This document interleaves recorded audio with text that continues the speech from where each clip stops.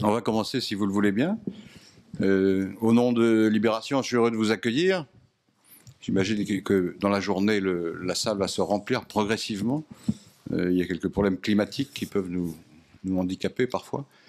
Ça fait un certain temps et même un temps certain que Libération s'est saisie des questions dont nous allons débattre aujourd'hui, puisque en 2015, à l'initiative de Laure Breton, qui est ici, là, nous avions fait circuler une pétition qui s'appelait Bas les pattes et qui remettait en cause, stigmatisait même le comportement d'un certain nombre d'hommes politiques à l'égard des femmes et qui, comment dire, décrivait un certain nombre de pratiques, de coutumes, d'inégalités structurelles finalement qui caractérisaient, disait-on, hein, ce milieu. Et puis ensuite, au moment de l'affaire Baupin, on a également sommes intervenus avec une autre pétition qui s'appelait Levons l'omerta et qui était, alors là pour le coup, ciblée sur la loi du silence qui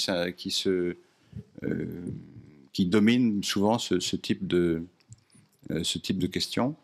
Donc nous étions assez bien placés pour nous en occuper, mais c'est Estelle Benbassa qui est ici, qui est à l'origine de cette journée, et c'est elle qui nous a proposé de réfléchir autour de ces faits d'actualité qui évidemment ont pris beaucoup d'importance, d'incandescence même depuis le tweet Balance ton port, MeToo, et évidemment l'actualité continue puisqu'on a choisi exactement le jour qui est le lendemain de la révélation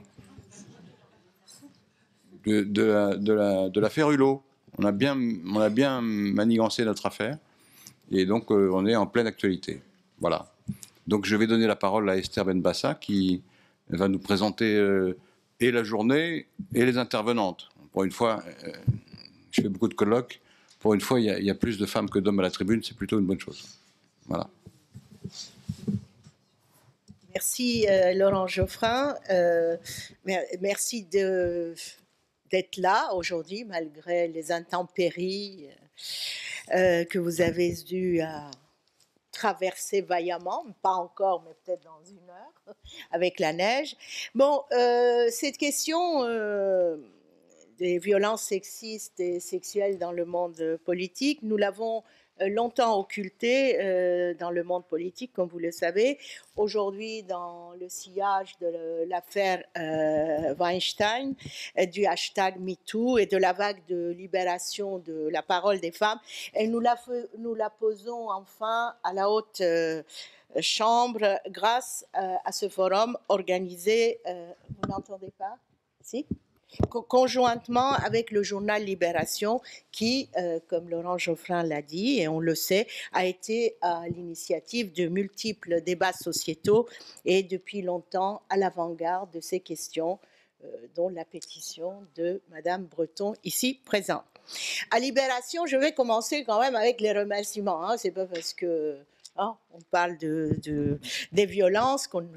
Bon, à Libération, bien sûr, je remercie Laurent Geoffrin, Alexandra Schwarzbrod, Grégory Bizot, Sonia Faure, Laure Breton, Cécile Domas, Catherine Malaval, avec qui nous avons fait une réunion, nous avons échangé, et Fabrice Dozy, notre fait. Il n'y a pas de masculin. Pas de masculin. Non. Magicien. Notre magicien, alors, qui a su aplanir toutes les difficultés techniques et a tant œuvré à la communication de cette journée. Alors, bien sûr, je remercie aussi toute mon équipe qui est là, Marie, Vincent, Sabrina, il y en a deux là-haut, Aïchen, Antoine, qui ont tout fait pour que cette journée soit disons, réussi. On verra s'il y aura du monde, mais nous avons fait de notre mieux. Je remercie aussi toutes et tous qui ont dit oui à cette proposition et qui ont répondu très vite avec enthousiasme et ont investi ils sont investis dans ce projet, ont donné leur temps et leur réflexion malgré leur agenda surchargé. Donc, je vous dis de nouveau, bienvenue à toutes et à tous, hommes et femmes assis dans les rangs de ce qu'on appelle le public. Vous apporterez vous aussi, j'espère, vos réponses à la question posée à ce forum. D'ailleurs, ça serait très bien qu'il y ait un vrai échange. Et je tiens à attirer l'attention sur le fait que nombre d'institutionnels, ont été dûment invités et ont décliné pour des raisons d'agenda. Mais nous avons reçu dans la nuit de Madame Schiappa une vidéo et qui ne marche pas puisque le mail est vide. Ah oui? Oui, bon, écoutez, on ne l'a pas fait exprès. Hein, mes collaborateurs qui sont là me l'ont envoyé à 21h, puis on a essayé tous de l'ouvrir. Bon, pas de chance.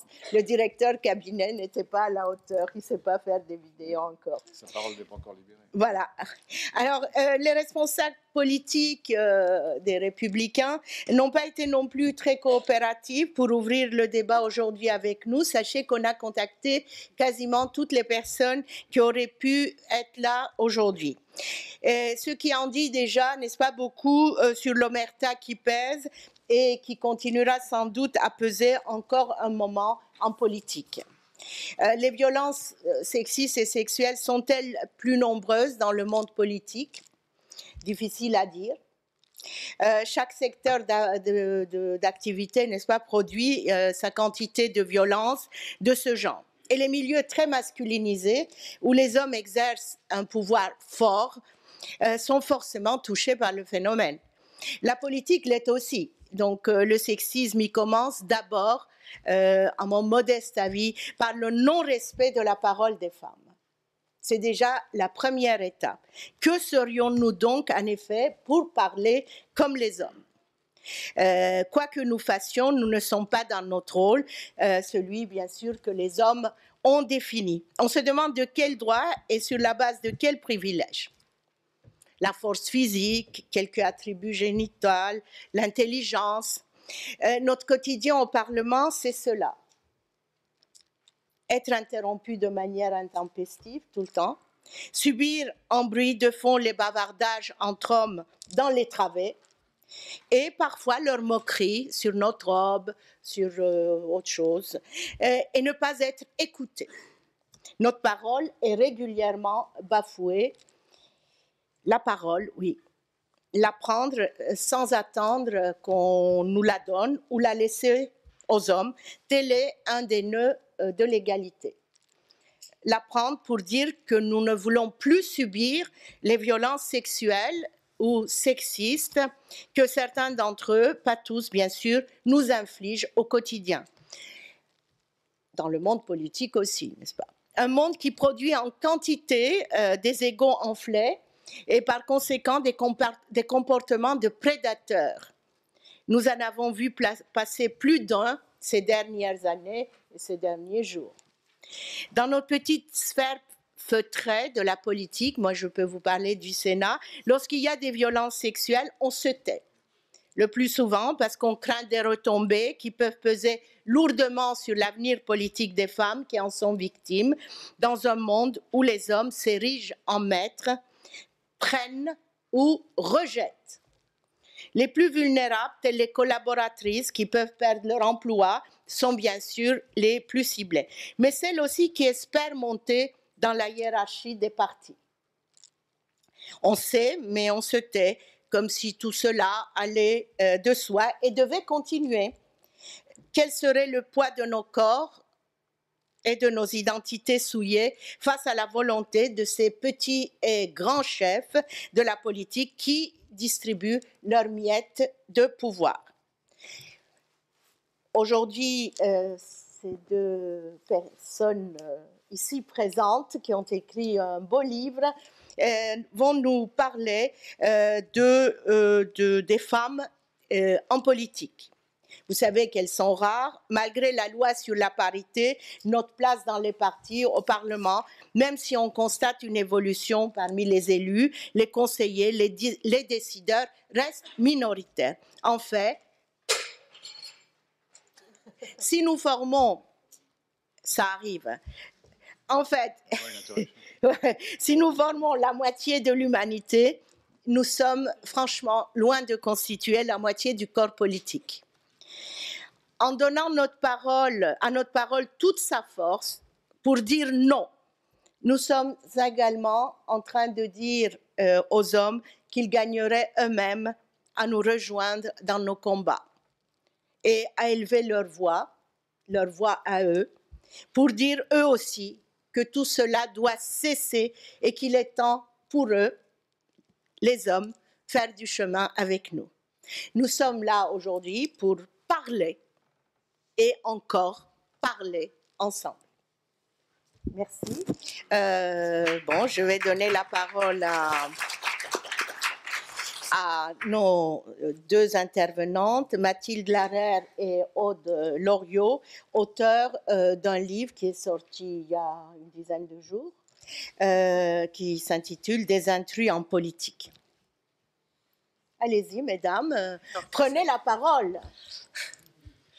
Oui, alors donc bonjour.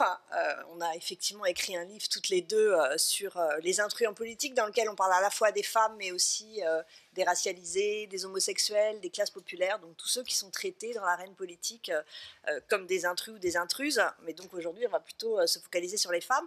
Et dans le cadre de cette ouverture, on va avoir une approche plus historique, parce que c'est un peu la commande qui nous en a été faite, et parce que, comme vous le rappeliez, si le sexisme est très présent en politique, c'est parce que ça tient au fait que le monde politique a été très longtemps une arène d'hommes qui ont évidemment imposé leur marque, et ce qui explique qu'ils peinent encore aujourd'hui à faire leur place aux femmes, qui restent considérées comme des intruses. D'où l'intérêt de faire une histoire un peu longue de cette entrée des femmes en politique, pour répondre à la question qui est le titre de cette table ronde, les femmes en politique, depuis quand ? Alors, le premier réflexe est de se tourner vers 1945-1944, donc quand les femmes obtiennent en 1944 et exercent en 1945 le droit politique de vote et d'éligibilité. Avant, elles sont donc absentes du monde politique. Et l'on pourra dire d'une certaine façon que la première violence qui a été faite aux femmes par les hommes politiques, c'est bien de les exclure de leur arène pendant 150 ans. Et c'est cette histoire qu'on va retracer un peu rapidement. Alors la question de l'entrée des femmes en politique est posée quand on se pose la question de l'entrée du peuple en politique, c'est-à-dire avec la Révolution française. Cela étant dit, on pourra rappeler que les femmes ont été exclues de la couronne de France avec la loi salique, ce qui est quand même une spécificité française. On ne pouvait pas avoir de femmes régnantes en France, alors qu'on avait des reines d'Angleterre, des impératrices d'Autriche-Hongrie, d'Autriche-Hongrie non, mais du Saint-Empire romain germanique, des tsarines, mais en France, non. On disait le trône ne peut pas tomber de lance en quenouille, ça donne l'ambiance un peu. Elles étaient aussi évidemment absentes des conseils du roi. Mais quand la Révolution crée le gouvernement représentatif, est-ce qu'elle va donner le droit de vote aux femmes? Eh bien non. Non, pourtant elle l'avait eu comme veuve quand elles étaient chefs de feu pour les États généraux. L'élection des députés des États généraux, des femmes ont pu voter, mais une fois que la Révolution s'installe, il est décidé que les femmes n'éliraient ni les députés, ni les conseillers municipaux, ni les juges, ni les curés, ni les officiers de la garde nationale. C'est un moment où on élit beaucoup de gens, donc de toutes ces élections, elles sont exclues. D'aucunes protestent, comme Olympe de Gouges, d'aucuns aussi, comme Condorcet, un autre, Guillaumard, moins connu, mais très beau texte. Mais ces voix sont isolées. Allez, on va être gentil avec les femmes, on va les laisser assister aux séances de l'Assemblée. Les femmes sont donc dans les tribunes. On les appelle comment? Les tricoteuses. Déjà, tout le mot est un mépris. Elles viennent faire de la politique, on les réduit à des femmes qui font du tricot. Mais elles sont là, elles interviennent. Sous la Révolution, la politisation est intense. Partout se multiplient des clubs, des sociétés, on y discute. Nombreux sont simplement masculins, rares sont mixtes. Et quand les femmes rentrent dans ces clubs mixtes, on leur laisse très peu la parole, un grand classique. Donc que font-elles? Elles vont créer des clubs de femmes pour pouvoir justement parler et faire de la politique, puisqu'elles ont encore le droit d'association. Mais en 1793, la Convention leur retire ce seul droit politique qui leur avait été donné, le droit d'association, et interdit tous les clubs et sociétés féminines. À l'Assemblée où l'on débat de cette question, c'est la seule fois d'ailleurs pendant la Révolution française où l'on pose la question de la place politique des femmes en politique, eh bien immédiatement c'est un festival d'antiféminisme politique et de sexisme. Les femmes, sachez-le, sont trop émotives pour faire de la politique, pas assez intelligentes, séductrices, elles vont troubler ces messieurs. Mauvaises mères, il faut les renvoyer au foyer qu'elles ont abandonné pour rentrer en politique. Tout est présent dès ce débat de 1793. Et ce décret Amar, du nom de son auteur, renvoie donc les femmes hors des clubs politiques. Alors il faut comprendre qu'à l'époque, Amar vise surtout les clubs de femmes hébertistes, qui sont des femmes très radicales, et en attaquant ces femmes radicales, il va en fait poser les bases de ce rejet des femmes de la scène politique. Alors, 2 ans plus tard, les femmes qui ont joué un rôle très important dans la mobilisation des hommes dans les dernières journées insurrectionnelles de la Révolution, que sont Germinal et Prairial en Troyes, vont être privées d'un dernier droit politique qu'elles avaient, celui d'assister aux séances. Vous vous souvenez, les tricoteuses? Eh bien non, elles n'ont même plus le droit d'assister aux séances de cet aéropage d'hommes, et elles sont vidées à coups de fouet quand elles se présentent à l'Assemblée pour y assister. Bon, la question des femmes en politique n'est guère posée avant 1848. Il faut voir qu'avec l'Empire et le Code napoléonien, le nouvel ordre des sexes est tellement dramatique pour les femmes qu'elles ont alors d'autres combats que de se faire une place en politique. Déjà, supprimer le Code civil et trouver une capacité civile, de fait, ça les aiderait pas mal. Mais en 1948, on donne le suffrage universel. On dit universel, en fait, il est semi-universel puisqu'il n'est que masculin. Et l'on pose à nouveau la question du droit de vote et d'éligibilité des femmes. Eh bien non, à nouveau, ce n'est pas discuté à l'Assemblée. Le seul qui voulait en parler, Victor Considérant, on le fait taire. Pour une fois qu'on fait taire un homme, c'est pas mal, remarquez.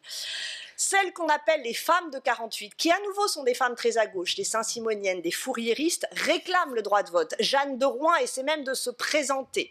Mais à nouveau, on les attaque. À nouveau, on les peint sous les traits d'hystériques, impropres à la vie politique, marâtres abandonnant leur foyer, virago, moches, laides, surtout à ne pas faire rentrer dans cette arène d'hommes. Nouvelle période noire sous l'Empire. Le retour de la République, c'est un espoir, mais non, il est déçu. Le suffrage reste à nouveau unisexuel. C'est toujours les mêmes arguments, et en plus, la République en invente un nouveau qui va vraiment pénaliser les femmes, sachez-le, seraient trop cléricales.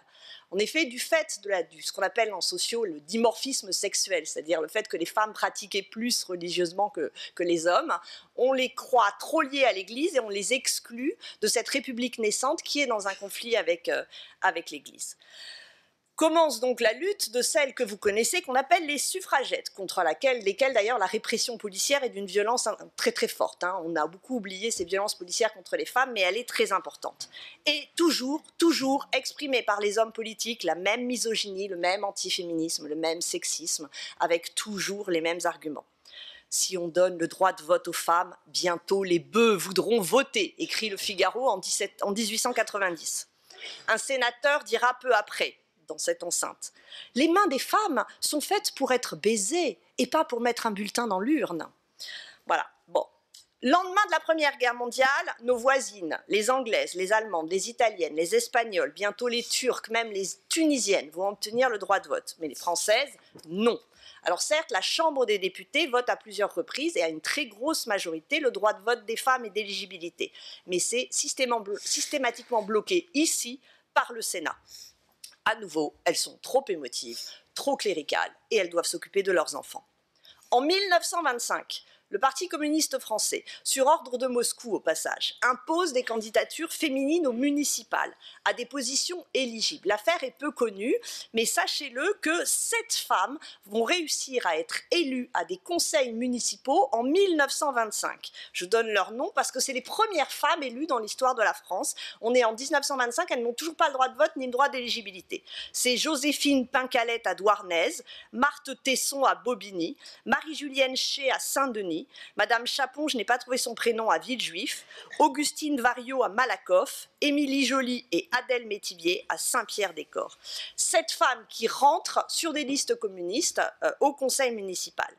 toutes ces élections seront cassées par le tribunal administratif, puis par le Conseil d'État, et elles seront renvoyées à leur foyer. Elles ont quand même siégé pendant un certain nombre de mois. Joséphine Pincalé siège 6 mois, mais a une attribution assez féminine, affaires scolaires et hygiène. 1936, 3 femmes secrétaires d'État dans le premier gouvernement de Front Populaire, Iriane Joliot-Curie, Suzanne Lacorre et Cécile Brunschvig. À nouveau des attributions bien féminines, recherche, enfance, éducation. Mais le Front Populaire ne met pas l'ouvrage du droit de vote sur le métier puisque le Parti radical reste une des grosses résistances à l'entrée des femmes dans la scène politique. Il a donc fallu attendre 1944 pour qu'enfin on ouvre les portes du pouvoir aux femmes, 20 ans après nos voisins, ce qui s'explique aussi parce que De Gaulle avait bien conscience que le vote des femmes serait plus conservateur que celui des hommes et que ce serait un moyen de limiter les gros suffrages d'un parti communiste qui alors était quand même très important. Donc voilà les femmes entrées en politique, les violences qui se sont exercées contre elles pour les exclure vont maintenant s'exercer contre elles alors qu'elles sont à l'intérieur, mais je laisse la parole à Aude. Bonjour à toutes. Merci Mathilde.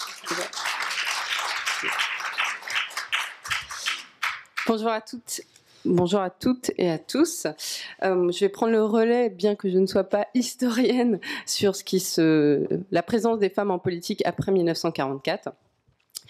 Voilà, un rapide topo sur des choses que vous connaissez peut-être déjà d'ailleurs.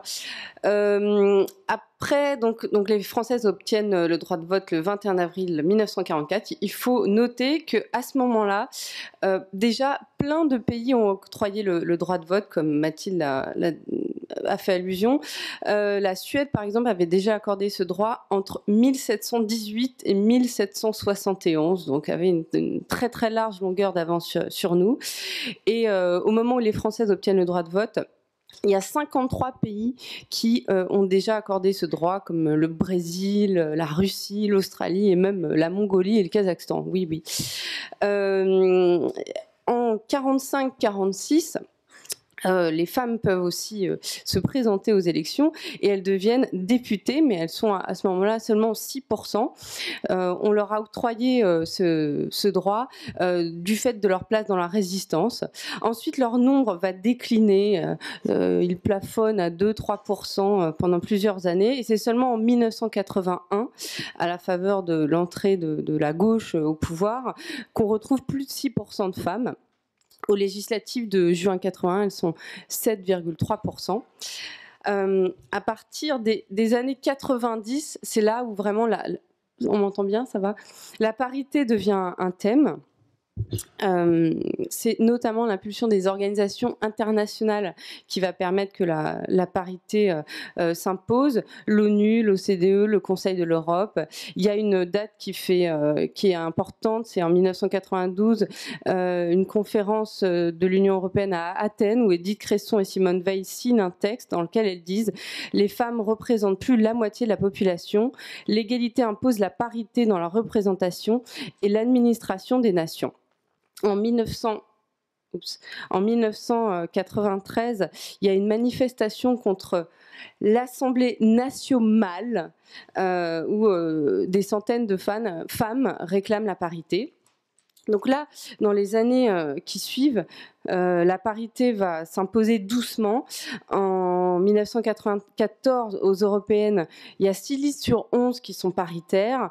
Ensuite, dans le gouvernement Juppé, il y a à peu près un tiers de femmes qui rentrent au gouvernement. Et puis, en 1997, Lionel Jospin propose la fameuse révision de la Constitution qui permettra l'entrée des femmes, plus de femmes en politique.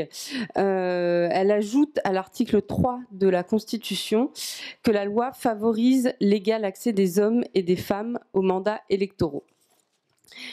La parité donc s'impose au sénatorial, à la proportionnelle. C'est dans les départements, il y a au moins 3 sénateurs. Et aux européennes, grâce au scrutin de liste. Alors le scrutin de liste fabrique de la parité parce qu'on peut alterner hommes et femmes. En revanche, aux législatives, puisque c'est uninominal, une personne qui se présente, c'est un système de sanctions. Mais à ce moment-là, les sanctions sont si légères qu'elles ont assez peu d'effet. Et en 2002, aux premières élections législatives où la parité s'applique, il y a seulement 12% de femmes qui rentrent à l'Assemblée nationale. Alors le système de sanctions, il est un peu complexe, mais je vais vous le résumer parce que c'est important pour comprendre comment ça marche. C'est le taux de diminution de l'aide publique, c'est la moitié de l'écart. Par exemple, s'il y a 70% de femmes, 70% d'hommes, 30% de femmes, c'est donc un écart de 40%. Et donc, les budgets, enfin les aides publiques qui sont allouées aux partis seront réduites de 20%, la moitié de l'écart de 40%. Donc, voilà. Et donc, à ce moment-là, voilà, s'ils ont ce ratio 70-30, ils sont coupés de 20%. Et les sanctions vont être renforcées au fil du temps. En 2007 et en 2014, ça passe de 75% de l'écart à 150% de l'écart. Voilà. Puis au départemental, il y a la fameuse réforme de 2013 qui permet de faire rentrer des binômes paritaires. Voilà, donc on en arrive à quoi? À un tableau où aujourd'hui, il y a quand même beaucoup plus de femmes en politique. Il y a 43% de femmes députées européennes, 48% de conseillères régionales, 39% quasiment de députés, 29% de sénatrices, mais il y a encore des endroits où le bas blesse. Par exemple, pour les maires, il n'y a que 16% de maires. Les présidentes de région sont seulement 4 femmes sur 18 présidents et présidentes de région. Il n'y a eu qu'une seule première ministre. Voilà, donc il y a encore des progrès, de larges progrès à faire sur ce point. Et il faut noter aussi que, comme Mathilde l'a fait remarquer tout à l'heure, la qualité ne rejoint pas toujours la quantité, puisqu'on laisse souvent aux femmes les postes qui sont non régaliens ou qui sont jugés moins importants. Voilà, la santé, Mathilde parlait des affaires scolaires et de l'hygiène tout à l'heure, alors que le régalien, la défense, la justice, l'intérieur, les affaires étrangères sont décernés aux hommes. C'est une véritable assignation identitaire où finalement on renvoie les femmes à des stéréotypes sexistes. Il faut noter par exemple que 80% des adjoints aux finances sont des hommes aujourd'hui et que 85% des adjoints, donc on pourrait dire des adjointes à l'enfance, à la petite enfance et à la famille et aux affaires scolaires sont des femmes. Voilà. Donc les codes aussi de la politique sont restés très masculins. Nous, dans notre livre, les témoignages revenaient toujours sur ce point de code de la politique qui reste masculin. Je vais vous donner 2 exemples. Déjà, dans les meetings, souvent on nous a dit mais les micros sont réglés sur les voix des hommes. Et autre exemple, vous vous souvenez de la poignée de main virile entre Macron et Trump, Emmanuel Macron et Donald Trump lors des négociations sur le climat, où tout le monde a commenté cette poignée de main très virile. Et ben voilà, si on juge de la réussite de négociation à l'aune de ces poignées de main viriles, évidemment, ça exclut les femmes. Voilà. Bon, même si certaines femmes sont peut-être capables de faire des poignées de main viriles, voilà. Donc, nous voilà, on reste dans un monde assez masculin en politique.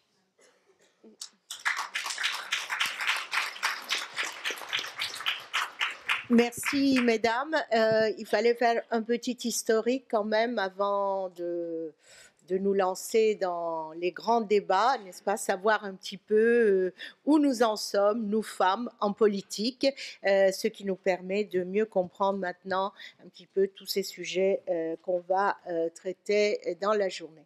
Je vous remercie, c'est moi. Laurent, de nous avoir permis d'organiser cette journée. Eh bien, écoutez, on lance les débats, là, après cette riche introduction. Merci.